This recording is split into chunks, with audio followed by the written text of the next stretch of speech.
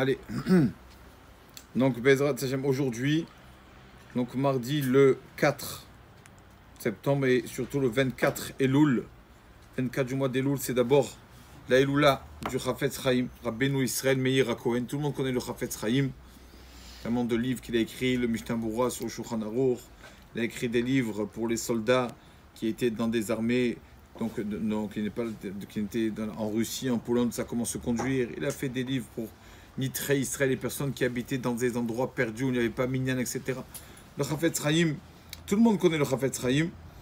On a approche Sukkot, tout le monde connaît l'histoire avec à Sukkot, quand le Chafetz Chaim, sa femme lui a demandé de construire la soukha. Après l'avoir construit, avoir fini de construire la soukha, sa femme lui a dit, tu sais quoi, j'aime pas la soukha dans ce coin du jardin, mais là dans l'autre coin du jardin, j'aime pas. Lui, bien sûr, ça dit qu'il s'est tué, et donc il a bien sûr il a démonté sa soukha, il a remonté où sa femme voulait. Après l'avoir remonté où sa femme voulait, quand elle a vu ça, elle lui a dit, tu sais quoi, je préfère où elle était avant. Elle était mieux où elle était avant la soukha. Il a pris la soukha, il l'a remis à la place où elle était avant, bien sûr, sans s'énerver. C'est l'histoire que tout le monde connaît, mais c'est bien qu'on se rappelle un peu. Ça nous fera que du bien.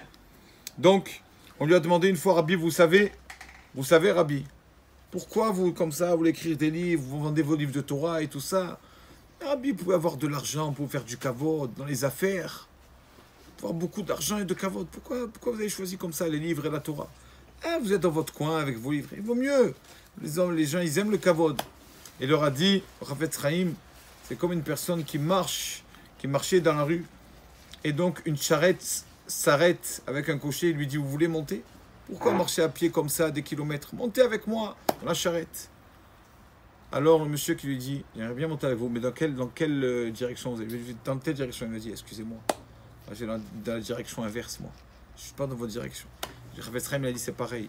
Moi, je ne suis pas dans la direction de l'argent et du kavod. Je préfère l'autre direction, celle de la Torah, celle de la crainte. Yirat Shamayim.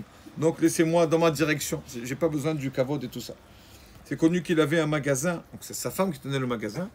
Et il faisait toujours très attention. Donc, comme elle vendait des choses en poids, des épices et tout ça, toujours il venait et pour nettoyer la balance.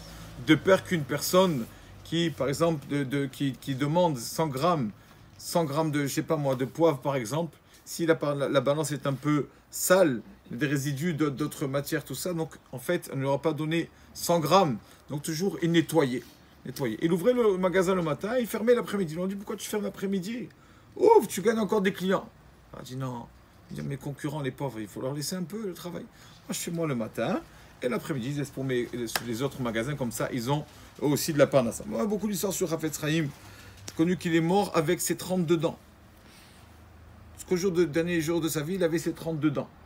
Il a appelé son beau-fils, Rabbi Arleib, il lui a dit, regarde, tu témoigneras que tu as vu mes 32 dents, parce que moi, Shomer Pivoshono, Shomer Mitzarot Nafsho, celui qui a fait attention à sa bouche, alors il s'évite des problèmes. Et moi, je me suis évité le problème des dents.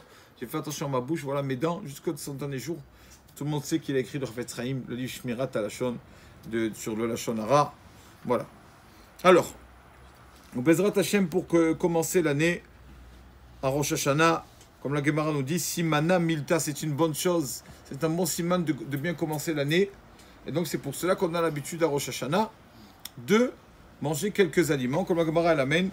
D'accord, les roubia, les haricots, kra, c'est là la courge, carti, les poireaux, tout ça. Et donc, il amène ici le Rav que Rashi nous dit que justement, parce que pourquoi ces espèces, bon, chacune elle symbolise quelque chose, c'est vrai. Mais aussi, ces espèces mûrissent et poussent beaucoup plus vite que d'autres espèces. C'est pour ça qu'on a choisi comme ça. Rosh Hashanah, c'est un bon signe qu'on avance vite, Bezrat Hashem. Et donc, c'est pour ça qu'il y a des choses à manger. Il y a des choses aussi à ne pas manger Rosh Hashanah. D'accord? J'espère que je ne sais pas si on pourra tout lire et tout dire, tout ça. On va essayer doucement. Déjà, donc on a le Shulchan Aruch qui nous dit on ne mange pas de noix. On ne mange pas de noix en Rosh Hashanah. Égoz. Pourquoi? Premièrement, parce que la raison simple, c'est que les noix, c'est quelque chose qui fait beaucoup de glaire. Faire des aftes aussi, on le sait. Et donc, comme le Chazan, l'officiant qui va faire la prière, il a besoin de savoir, pour Rosh Hashanah et tout ça. Donc, ils évitaient de manger à Rosh Hashanah pour bien faire la prière. C'est difficile de manger des noix. On dit aussi que égoz, le mot égoz, valeur numérique du mot chet, le péché. Chet était péché. Donc on veut pas quelque chose qui a valeur numérique du mot péché, on veut pas le manger ça à Rosh Hashanah. Bien que aussi la valeur numérique de tov, la valeur numérique de bien aussi.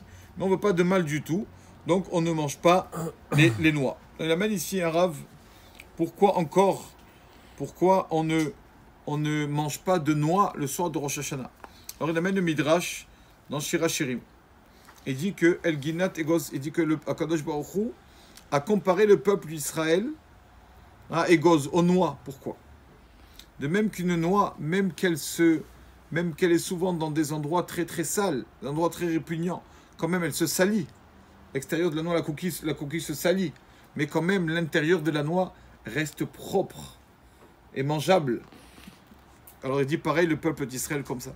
Même que c'est vrai qu'on est en exil, on est mélangé avec tout, on se salit, on est mélangé avec d'autres nations et on apprend malheureusement leurs mauvais mœurs, leur mode, etc. On se salit extérieurement, mais quand même l'intérieur de nous, Baruch Hashem, on reste, ça va. On a notre âme, on reste attaché à Kadosh Baruch Hu. Et donc, comme la noix, ça rappelle que l'extérieur est un peu sale, on ne veut pas rappeler ça à Rosh Hashanah. Alors, on ne mange pas cette noix à Rosh Hashanah. On ne mange pas le noix à Rosh Hashanah. On le dit tous les matins, à Kadosh Baruch Hu, on dit Ve'av gamzod yotam, même que vous êtes dans des terres qui ne sont pas vos terres, l'homme astim, je ne vous ai pas laissé tomber. D'accord? Donc, le mot Av gamzot, même que vous êtes en exil, c'est l'initiale de Egoz. Av gamzot. Donc, pour ne pas rappeler notre exil, on commencer l'année comme ça, aussi, c'est pour ça aussi qu'on ne mange pas Egoz, cette noix aussi.